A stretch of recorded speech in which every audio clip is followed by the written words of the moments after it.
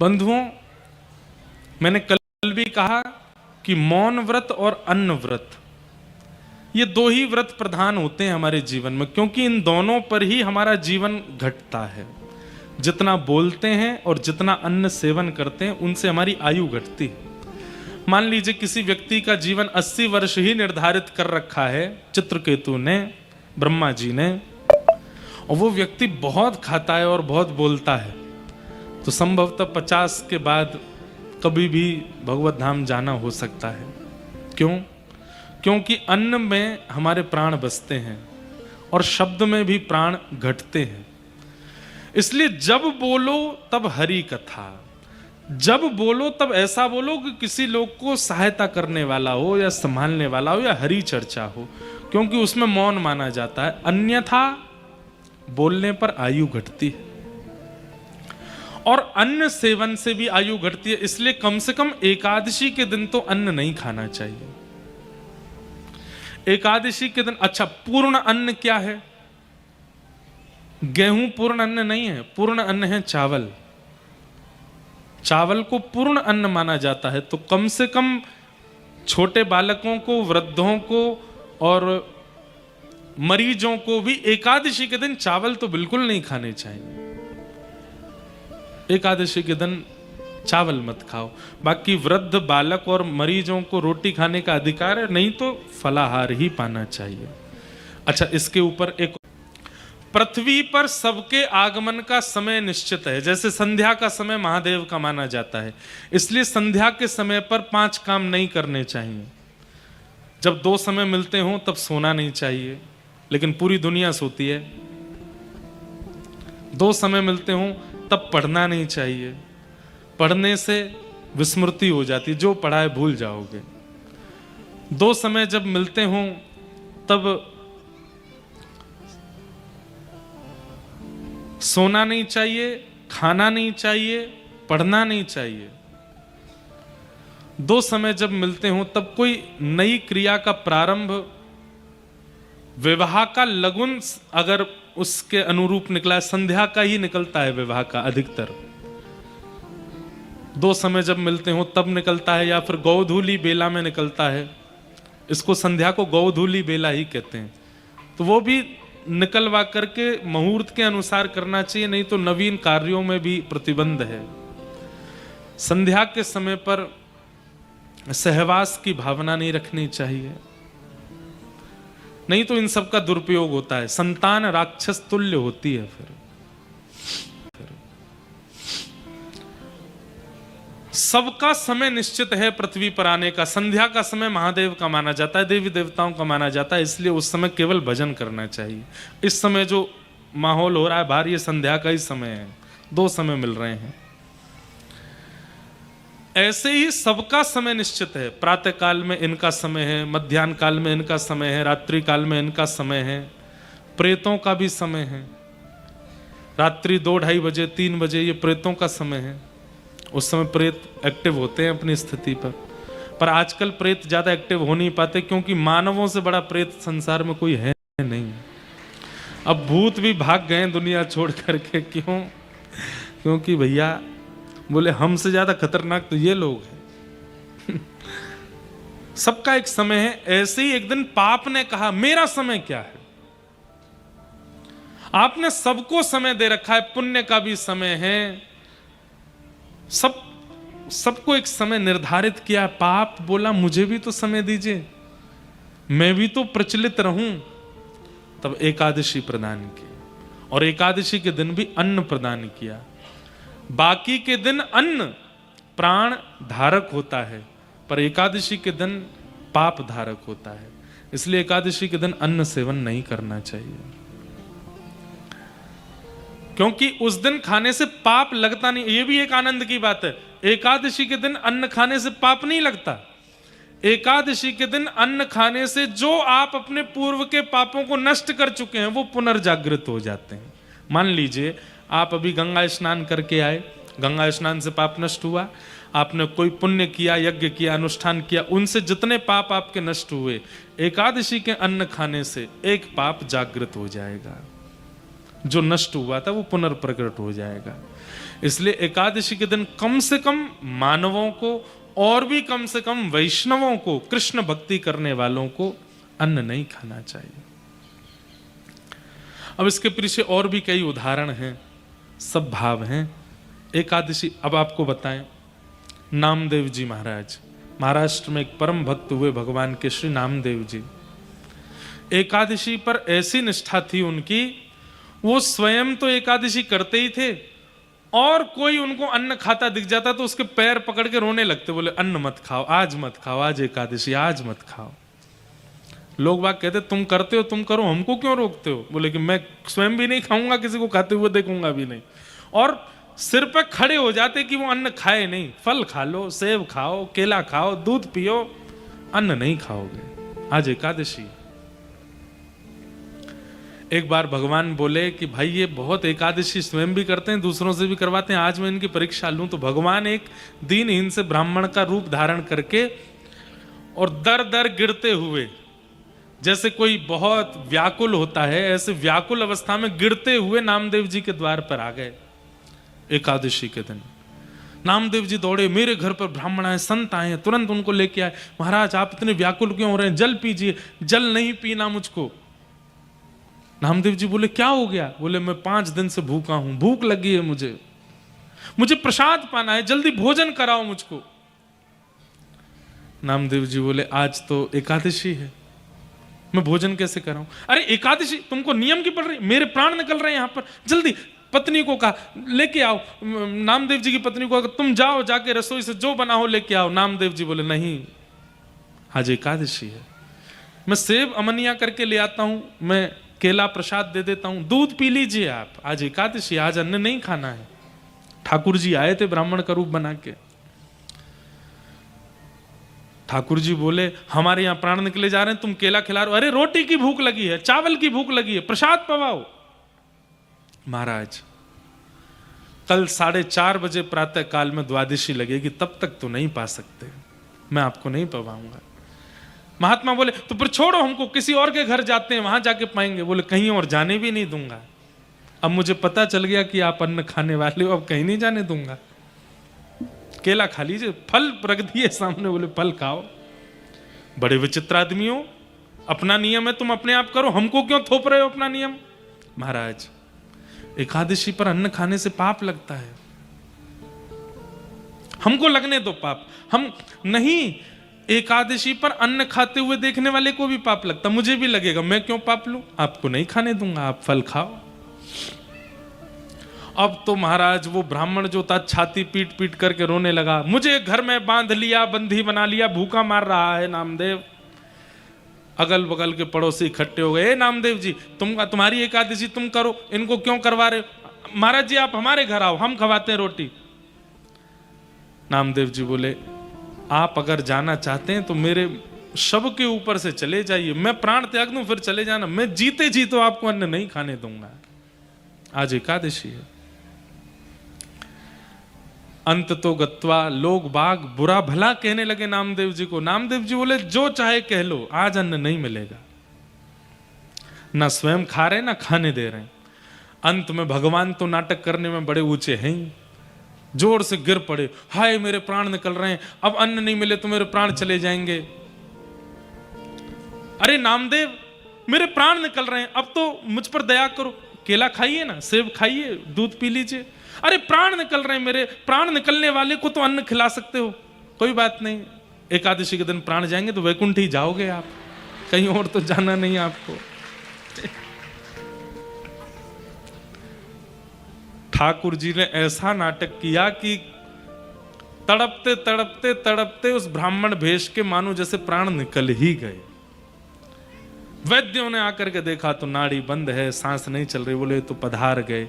गांव के लोग बोले धिक्कार है नामदेव, ऐसे नियम का क्या फायदा कि तू दूसरे के प्राण ले लेता है, बेचारे वो अन्न मांग रहे थे तूने नहीं दिया।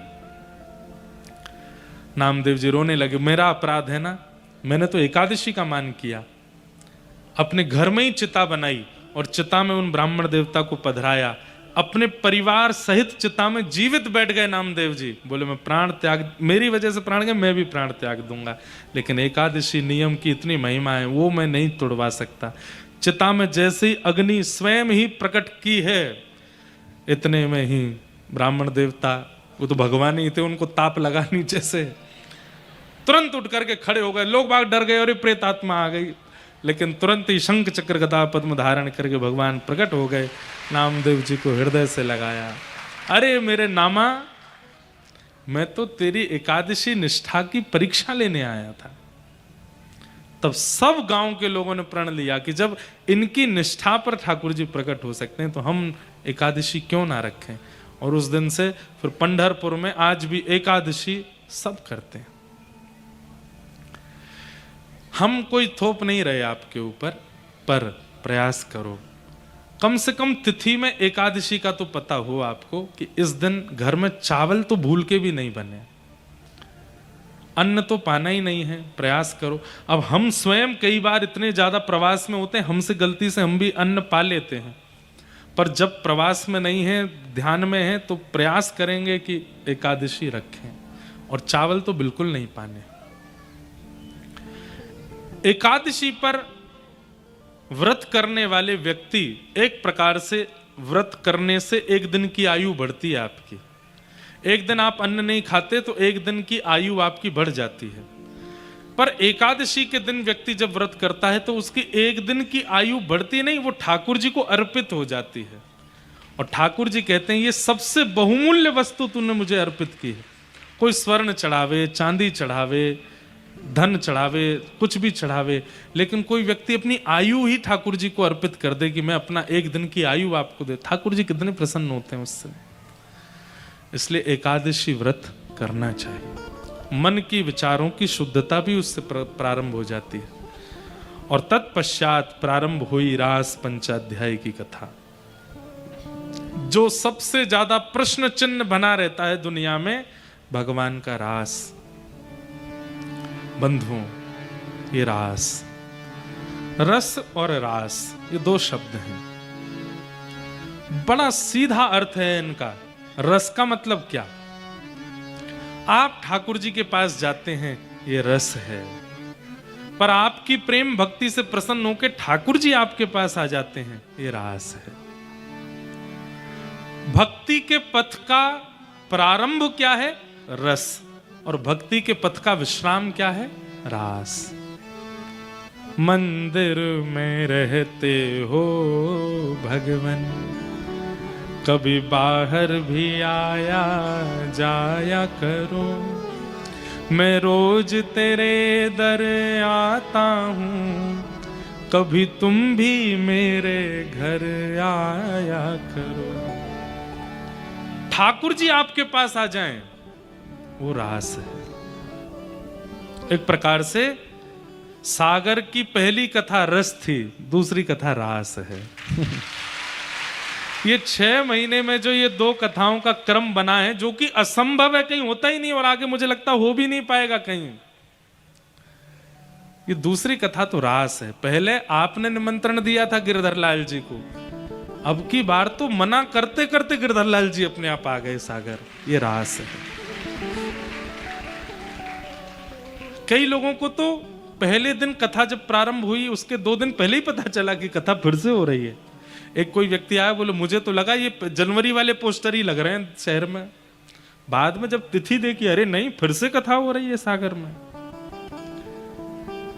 ये रास है। सीधी बात, आप अपने प्रेमी से मिलने के लिए प्रयास करते हैं, वो रस है। पर प्रेमी आपसे मिलने की प्रयोजना बनावे, वो रास है।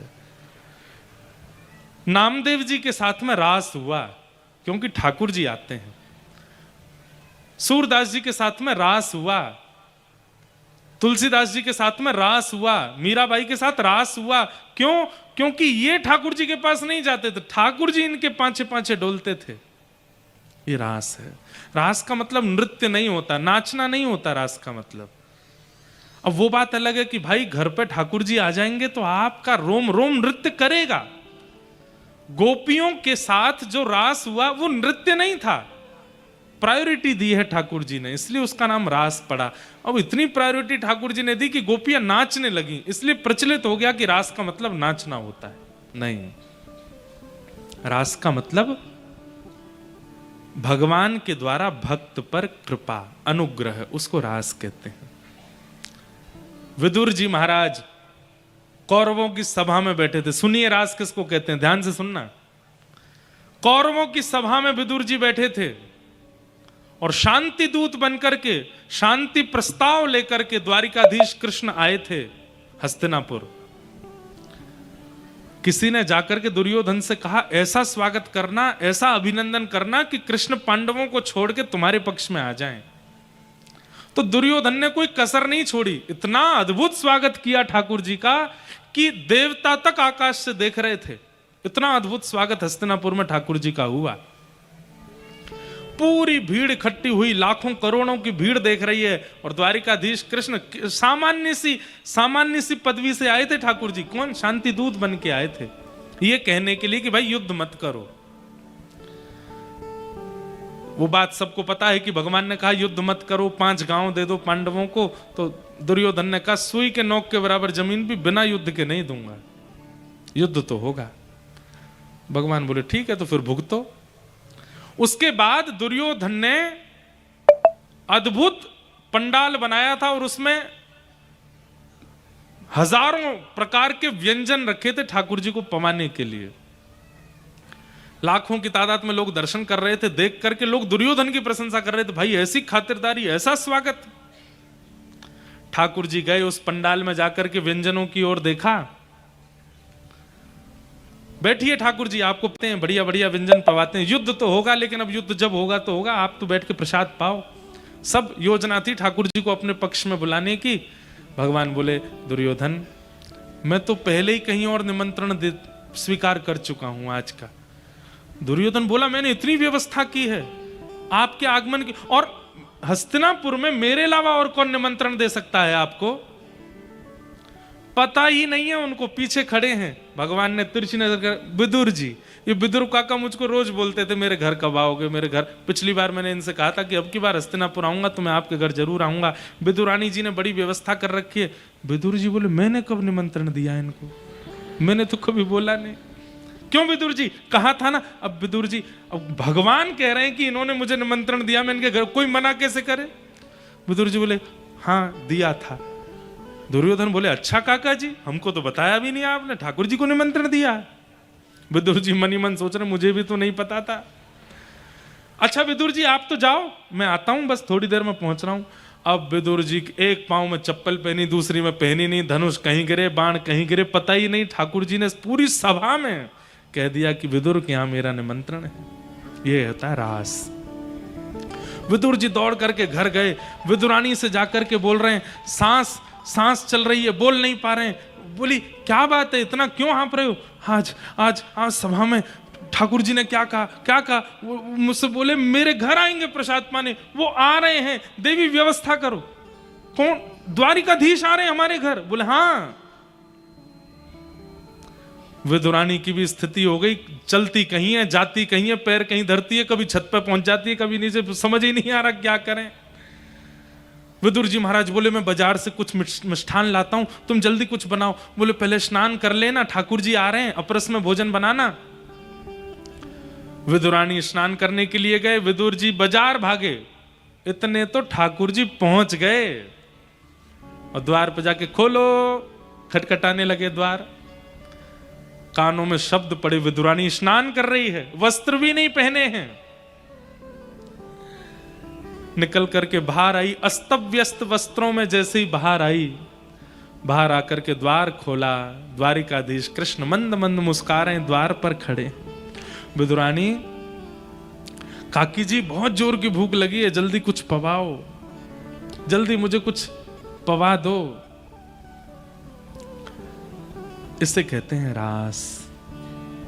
ये है रास। तू है सखी बड़ भाग बड़ी, नंदलाल तेरे घर आवत हैं। तू है सखी। गाइए सब लोग, भाग बिना ताली के गाओ, ऐसे ही गाओ। नंदलाल तेरे घर आवत है। कुम्मन दास जी कहते हैं वो बड़भागी हैं जिनके घर ठाकुर जी स्वयं चल के आ जाते हैं। तू अपनो श्रृंगार करत है, तू अपनो श्रृंगार करत है। ये दर्पण हाथ दिखावत है, ये दर्पण हाथ दिखावत है। तू है सखी बड़ भाग बड़ी, गोपाल तेरे घर आवत है।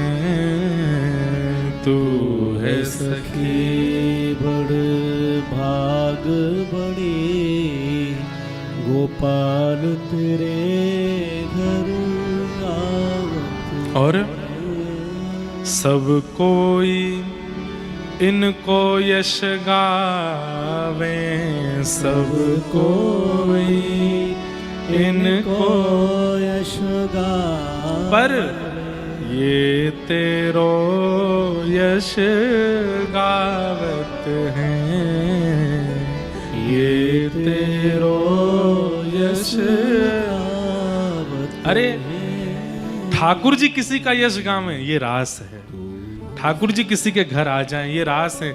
आप अपने केश काट रहे हो, ठाकुर जी दर्पण दिखा रहे हैं ये रास है। आप भोजन बना रहे हो, ठाकुर जी नमक पधरा रहे हैं ये रास है। कैसे कैसे भक्तों के संग ठाकुर जी ने लीला की। जनाबाई, नाम सुना जनाबाई का? महाराष्ट्र में परम भक्ता हुई भगवान की जनाबाई के दिन पंढरपुर में इतनी भीड़ होती है, इतनी भीड़ होती है कि लाखों की तादाद में लोग दर्शन करने आते हैं। लेकिन रोज का नियम था कि शाम के समय नामदेव जी के घर पर कीर्तन होता था और कीर्तन में लाखों लोग नृत्य करते थे और ऐसी भावना थी कि उस कीर्तन में ठाकुर जी आते थे। एकादशी के दिन जब कीर्तन होता था ना, तो जनाबाई सबके आगे हाथ जोड़ती, आज ज्यादा कीर्तन मत करना। क्यों? ठाकुर जी पूरे दिन लाखों को दर्शन देते देते थक गए होंगे, कीर्तन जोर से करोगे तो आके उनको नाचना पड़ेगा, पहले से इतने थके हुए आएंगे तो और थक जाएंगे।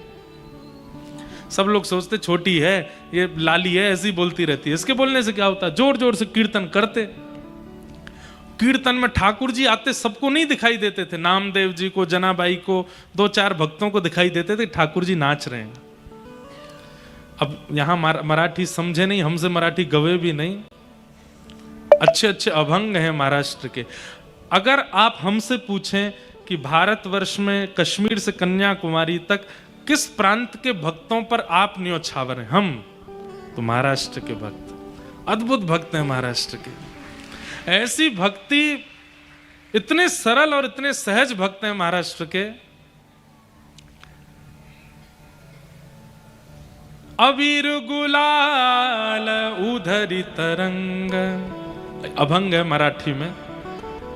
अबीर गुलाल उधरी तरंग, नाथा घरी नाचे माझा सखा पांडुरंग, नाथा घरी नाचे माझा सखा पांडुरंग। ठाकुर जी ऐसे कमर पर हाथ धर के और नृत्य करते हुए सभा में आते थे। जनाबाई ने जैसे ही देखा ठाकुर जी आए, दौड़ करके गई, नामदेव जी के चरण पकड़ने लगी, आज कीर्तन मत करो, देखो थके आए हैं, अब नाच रहे हैं, उनके पैरों में दर्द हो जाएगा।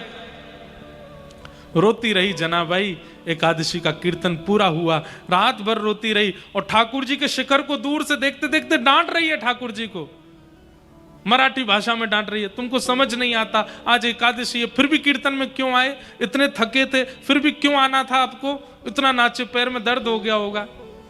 इतने में ठाकुर जी प्रकट हो गए जनाबाई के सामने। क्या बात है जना, इतना क्यों रोती है, आपके पैरों में दर्द हो रहा होगा, आप थक गए होंगे। ठाकुर जी बोले अच्छा ठीक है, नीचे बैठ गए और ऐसे टेक लगा के अपने दोनों पैर जना की गोद में धर दी, ले दबा ले पैर, तेरे को बहुत चिंता होती मेरी, दबा ले। छोटी सी जनाबाई चरण दबाती ठाकुर जी के। अब छोटी सी हैं, बात क्या करनी है ठाकुर जी से उसको पता तो है नहीं, तो ठाकुर जी से पूछती है आज भोजन किया आपने? ठाकुर जी बोले हाँ किया। क्या खाया? भगवान बोले पूरन पोली खाई। अच्छा, कल क्या खाया था भोजन में? ठाकुर जी बोले कल भी पूरन पोली खाई थी। परसों क्या खाया था? बोले परसों भी पूरन पोली खाई थी। उससे पहले क्या खाया था? बोले उस दिन भी पूरन। बोले मंदिर में और कुछ नहीं बनता? बोले और कुछ नहीं बनता, पुजारी पूरन पोली खिलाते हैं रोज। जनाबाई बोली आपका मन तो भर गया होगा पूरन पोली से। ठाकुर जी बोले हाँ भर तो गया, पर क्या करें, अहम भक्त पराधीन, मैं कुछ और बना के पवाऊं आपको? ठाकुर जी बोले तुम बनाओगी? बोले हाँ, लेकिन आपको मेरी सहायता करनी पड़ेगी, अब मैं छोटी सी हूं, अकेली कैसे बनाऊंगी? ठाकुर जी बोले क्या करना है बताओ? बोले जाओ वहां से लकड़ी उठा लाओ। ठाकुर जी लकड़ी उठा के लाए, चूल्हा में लगाई। अब छोटी सी जनाबाई अपने हाथों से रोटी बना रही है। ठाकुर जी को बोली अब मैंने पैरों की सेवा कर दी, थकान कम हो गई, चलो आलू काटो। ठाकुर जी आलू काट रहे हैं। अब टमाटर मनिया करो। ठाकुर जी हम टमाटर मनिया कर रहे हैं। छौंक लगा रही है। ठाकुर जी हल्दी डाल रहे हैं, नमक डाल रही है, प्रेम से दोनों मिलके। और दूर खड़ी खड़ी रुक्मणी जी देख रही हैं, नेत्रों से आंसू गिर रहे हैं। इतना सुख तो हमको नहीं दिया कभी इन्होंने, जितना सुख जनाबाई को दे रहे। ये रास है। श्रृंगार करत है तू अपनो, श्रृंगार करत है ये दर्पण हाथ दिखावत है, ये दर्पण हाथ दिखावत है। सब कोई इनको यश गावे, सब कोई इनको यश गावे, पर ये तेरो यश गावत है, पर ये तेरो यश गावत है। तू है सखी बड़ भाग बड़ी, नंदलाल तेरे घर आवत है। तू है सखी बड़ भाग बड़ी, नंदलाल तेरे घर आवत है। तो ये रास है। हम सब रस का अनुभव करते हैं, रास का नहीं कर पाए अभी तक। कोई पूछे नाम जप कब तक करना है, कथाएं कब तक सुननी है, कब तक इस स्थिति में रहना? बोले जब तक रास ना हो जाए तब तक। ठाकुर जी आप पर कृपा करके स्वयं अनुग्रह करके ना आ जाएं तब तक रस के पीछे लगे रहो, ताकि रास हो। तो रास का मतलब समझ आया? किसे कहते हैं रास? रास का मतलब चाहे हम लोग मध्य प्रदेश में रहते हैं, चाहे हम लोग सागर में रहते हैं, पर ठाकुर जी ने हमारे घर को स्वयं आकर के वृंदावन बना दिया। ये रास है।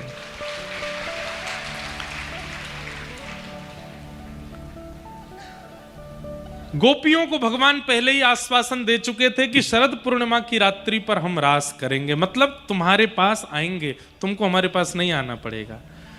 और आज वही शरद पूर्णिमा की रात्रि प्रकट हुई। भगवान ने वेणुनाद किया। सब गोपियां अपने अपने भवनों से यमुना के तट पर इकट्ठी हुई। ठाकुर जी ने उन गोपियों से पूछा कि तुम क्यों आई हो? अब आमंत्रण निमंत्रण भेजने के बाद कोई पूछे कि क्यों आए हो, तो गोपियों ने भी ऐसा सुंदर जवाब दिया ठाकुर जी को। बोले पहले तो हमको आमंत्रण दिया, फिर वंशी बजा के हमको बुला लिया, हम सब छोड़ छाड़ के आ गए, तो हमसे पूछ रहे हो क्यों आई हो? हम इसलिए आई हो क्योंकि हमको पता है तुम नंद नंदन नहीं हो, तुम यशोदा नंदन नहीं हो।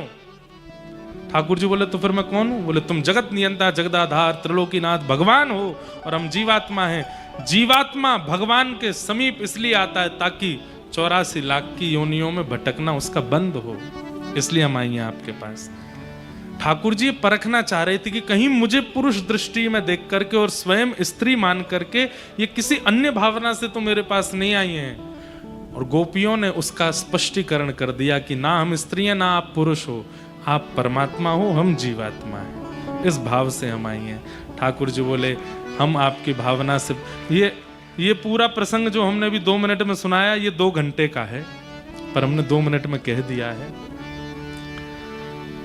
गोपियों के साथ भगवान ने फिर रास किया। रास कैसे कर रहे हैं? प्रत्येक गोपी के पास जाते हैं, तुम को का बना के लाई, मैं तो तुम्हारे काजे जे बना के लाई, चल खवा दे अपने हाथ से। उसके हाथ से खाते हैं, किसी गोपी के पास जाके शरबत पीते हैं, जल पीते हैं, किसी गोपी के पैर दबाते हैं, किसी गोपी के श्रृंगार का अनुभव करते हैं। इतनी प्रायोरिटी ठाकुर जी देने लगे कि गोपियों के चित्त में मान आ गया, अभिमान आ गया। हम परम सुंदरी हैं इसलिए ठाकुर जी हमारे पास आ रहे हैं। क्यों? अब यह भी बात समझने की कि मान क्यों आया। क्योंकि गोपियां बिना गुरु के रास में गई हैं। गुरु कौन है? श्री राधा रानी।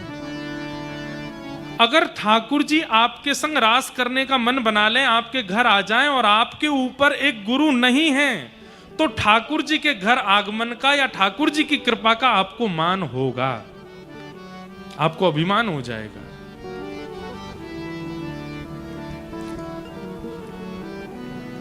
उस मान से आपकी रक्षा करने के लिए गुरु जीवन में होना आवश्यक है। वो गुरु ही आपको मान रहित करते हैं। ठाकुर जी के सामने जब आप भोग पधराते हो अपने घर में, तो ठाकुर जी का मन होता होगा कि मैं कह दूं आज मेरो मक्खन खावे को मन है, एक मक्खन दे दो। लेकिन ठाकुर जी डर जाते होंगे, कहीं मैं बोल गया तुरंत फोन में वीडियो बना के सोशल मीडिया पर डाल देगा, सब जगह अपने पेपरों में छपवा देगा, मेरे घर के ठाकुर जी बोलते हैं। मान करेगा और प्रसिद्धि के लिए मान करके अपने भक्ति को नष्ट कर देगा। इसलिए ठाकुर जी बोलते नहीं, इसलिए ठाकुर जी हिलते नहीं, इसलिए ठाकुर जी चलते नहीं। आज भी वृंदावन में एक दो महात्माओं के नाम मैं जानता हूं जिनसे ठाकुर जी बात करते हैं, स्पष्ट बोलते हैं, लेकिन वो सबको अपने ठाकुर जी का दर्शन नहीं कराते और ना उनका प्रचार हमको मंच से करना है। ठाकुर जी उसी से वार्ता करते हैं, उसी को अपनी लीला का अनुभव कराते हैं जिस पर ठाकुर जी को यह विश्वास हो चुका है कि ये मान नहीं करेगा। जो मान कर लेता है उस भाव का, उसको ठाकुर जी अनुभव कराना बंद कर देते हैं। फिर उसके यहां ठाकुर जी पाषाण बन के ही रहते हैं, कोई अनुभूति नहीं होने देते उसको। इसलिए अनुभव करना है ठाकुर जी की लीला का, स्वरूप का, भावों का, तो मान रहित बनिए। मान रहित ठाकुर जी को ये फील करा दो कि आपको मान नहीं है, तभी ठाकुर जी अनुभव कराएंगे। को मान हो गया कि हम परम सुंदरी हैं, इसलिए ये त्रिलोकी सुंदर ठाकुर जी हमारे साथ लीला कर रहे हैं। जैसे ही गोपियों को मान हुआ तो जहां मान वहां राम नहीं, ठाकुर जी रहते नहीं वहां पे, तुरंत अंतर ध्यान हो गए। जैसे ही अंतर ध्यान हुए, गोपियां व्याकुल ढूंढने लगी श्याम सुंदर को यत्र तत्र वन में। कहां गए श्याम सुंदर? जब नहीं मिले तब यमुना तट पर पहुंची हैं और किशोरी जी के चरणों में प्रणाम करते हुए कह रही हैं, हम सोचते थे कान्हा